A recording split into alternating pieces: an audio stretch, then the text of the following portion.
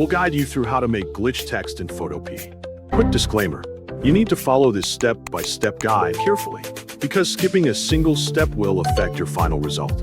If this guide helpful, don't forget to like and subscribe. First, don't forget to comment if you still need our help or want to ask something, and we will reach you as soon as possible. Second, access Photopea in your browser to begin a glitch text effect.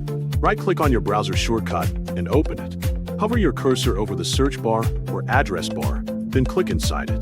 Type Photopea in the search field and press enter to start the search. Select 𝗟𝗹𝗞𝗘 from the top options. On the homepage, select New Project. Choose one of the canvas templates or customize your canvas size. Tap the Create button to start editing.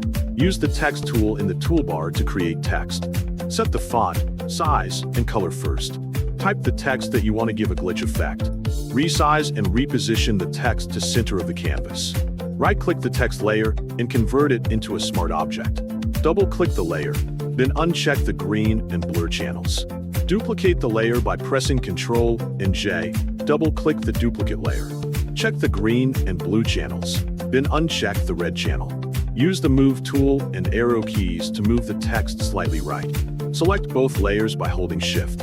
Right-click and convert them into a smart object again. Press M. Create several selection boxes by holding Shift while making new boxes.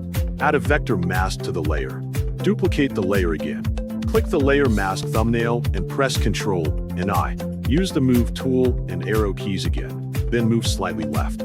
Select both layers again. Right-click and convert them into a smart object. Open the Filter menu, go to Distort, and add a wave filter. Copy the settings for best results. Press Ctrl and J to duplicate the layer again. Return to the Filter menu and find 𝗟𝗟𝗏𝗘 in the Pixelate menu. Change the type to Short Line and click OK. Select the layer below and return to the Filter menu.